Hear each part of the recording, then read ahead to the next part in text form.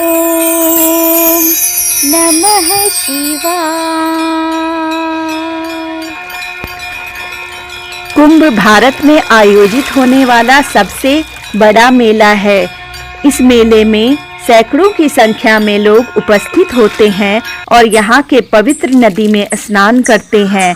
लोगों की ऐसी मान्यता है कि कुंभ के दौरान पावन जल में स्नान करने से व्यक्ति द्वारा किए गए सभी पाप नष्ट हो जाते हैं और व्यक्ति जन्म मरण के बंधन से भी मुक्त हो जाता है।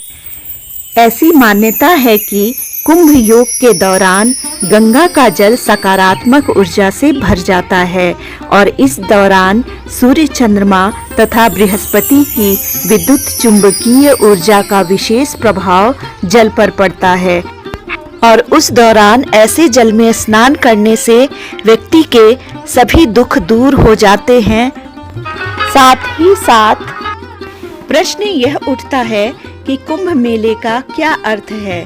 पौराणिक ग्रंथों में कुंभ को अमृत से भरे हुए घड़े के रूप में बताया गया है और वहीं दूसरी ओर मेले का वर्णन एक विशाल धार्मिक आयोजन या समागम के रूप में हुआ है। इस प्रकार कुंभ मेले का अर्थ निकलता है वह त्योहार जो अमृत से भरे जल स्रोत के पास आयोजित किया गया हो और जिसमें विशाल जन समूह की भागीदारी हो। इन सभी बातों को जानने के बाद यह प्रश्न उठता है कि आखिर अमृत, पानी और लोगों का भारी संख्या में एक जगह पर इकट्ठा होना, इन सब का आपस में क्या संबंध है। यह जानने के लिए हमें हिंदू पौराणिक ग्रंथों के एक ऐसे किस्से को जानना होगा जिसकी वजह से आदिकाल से लेकर आज तक कुंभ मेला बड़े ही शानदार तरीके से मनाया जाता है। पौराणिक मान्यता के अनुसार एक बार दुर्वासा ऋषि ने देवताओं को श्राप दे दिया, जिसके कारण देवता कमजोर हो गए और तब राक्षसों ने देवताओं पर आक्रमण कर दिया और उन्हें परास्त कर दिया। इससे देवता और भी निर्बल हो गए और वह इधर उधर भटकने लगे। तब सभी देवता मिलकर भगवान विष्णु के पास गए और उन्हें सारा वृत्तांत सुनाया। देव हमारी रक्षा कीजिए, कृपया हमारी रक्षा कीजिए, हम शक्तिहीन हो रहे हैं। तब विष्णु जी ने देवताओं से कहा कि आप सब राक्षसों के साथ मिलकर समुद्र मंथन कीजिए। जब अमृत की प्राप्ति होगी तो उसका पान करने से आपकी सारी समस्याएं दूर हो जाएगी। भगवान विष्णु के कहने पर देवताओं ने दैत्यों के साथ मिलकर अमृत को निकालने का प्रयास शुरू किया। जैसे ही समुद्र मंथन में अमृत निकलना शुरू हुआ, देवताओं के इशारे पर इंद्र का पुत्र जयंत अमृत कलश को लेकर उड़ गया। अरे वह देखो, अमृत लेकर भाग रहा है, पकड़ो पकड़ो। तब दैत्यों ने जयंत का पीछा किया और काफी संघर्ष के बाद उन्होंने जयंत को पकड़ लिया और फिर अमृत कलश को अपने कब्जे में करने के लिए देवताओं और राक्षसों के बीच में 12 दिन तक युद्ध हुआ। यह युद्ध बहुत ही भयंकर था। युद्ध के दौरान अमृत कलश की कुछ बूंदें पृथ्वी पर 4 स्थानों पर गिरी। इन बूंदों का क्या गिरना था, इतिहास ही रच गया। पहली बूंद प्रयाग में, दूसरी बूंद हरिद्वार में, तीसरी बूंद उज्जैन में और चौथी बूंद नासिक में गिरी। देवता और राक्षसों के बीच में हुआ युद्ध जो 12 दिन तक चला, पृथ्वी पर 12 साल के बराबर है। इसलिए पूर्ण कुंभ मेला हर बार 12 साल के अंतराल पर इन्हीं 4 स्थानों में आयोजित किया जाता है और ऐसा कहा जाता है कि ज्योतिषीय गणना के बाद जब कुंभ मेले का समय आता है तो यह नदियां वही अमृत का रूप धारण करती हैं जिसमें नहाने से लोगों के सभी पाप हमेशा के लिए धुल जाते हैं। आइए जानते हैं कुंभ मेला कितने प्रकार का होता है। महाकुंभ मेला यह केवल उत्तर प्रदेश के प्रयागराज में आयोजित किया जाता है।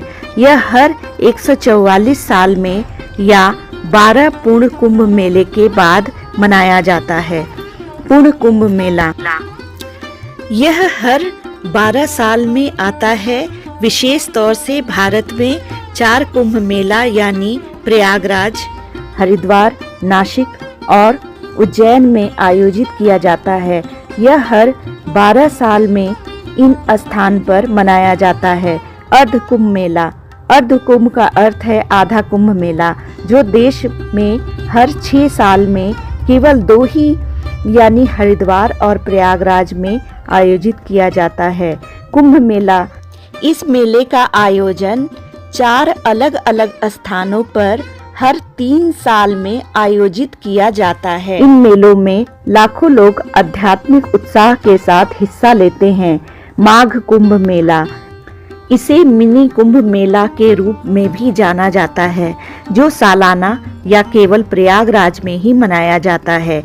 यह हिंदू कैलेंडर के अनुसार माघ महीने में आयोजित किया जाता है।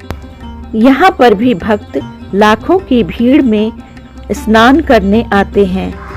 कब और किस स्थान पर कुंभ मेले का आयोजन किया जाएगा, इसकी तिथि ग्रहों और राशियों पर निर्भर करती है। कुंभ मेले में सूर्य और बृहस्पति को महत्वपूर्ण माना जाता है। जब सूर्य और बृहस्पति ग्रह एक राशि से दूसरी राशि में प्रवेश करते हैं, तब कुंभ मेले का आयोजन होता है। इसी तरह से स्थान भी निर्धारित किए जाते हैं। 2025 में प्रयागराज में महाकुंभ लगने वाला है, जो पूरे 12 साल के बाद लगने वाला है। ऐसे में देश के कोने कोने से साधु संतों के साथ साथ श्रद्धालु पहुंच रहे हैं। बता दें कि नए साल में महाकुंभ 13 जनवरी से आरंभ हो रहा है, जो 26 फरवरी को समाप्त हो रहा है। इस तरह यह पूरे 45 दिन तक चलेगा। प्रशासनिक सहूलियत को ध्यान में रखते हुए प्रयागराज में एक नया जिला बनाया गया है, जिसे महाकुंभ मेला जिला के नाम से जाना जा रहा है। जब तक मेला रहेगा तब तक यह जिला भी अस्तित्व में रहेगा। प्रयागराज में महाकुंभ का अपना अलग ही महत्व है, क्योंकि प्रयागराज को तीर्थ स्थलों का राजा माना जाता है और इसका महत्व इसलिए भी और भी बढ़ जाता है क्योंकि कहा जाता है कि ब्रह्मा ने जो अपना पहला यज्ञ किया था वह प्रयागराज में ही किया था और यहाँ पर संगम भी है। तो मित्रों, आप भी प्रयागराज जाइए और इस महाकुंभ में नहाकर इसका पुण्य कमाइए। और फिर मिलते हैं अगली वीडियो में किसी और मजेदार कहानी के साथ। अगर आपको हमारा चैनल पसंद आए तो प्लीज इसे लाइक करें, सब्सक्राइब करें और शेयर करें। धन्यवाद। ओम नमः शिवाय। ओम नमः शिवाय।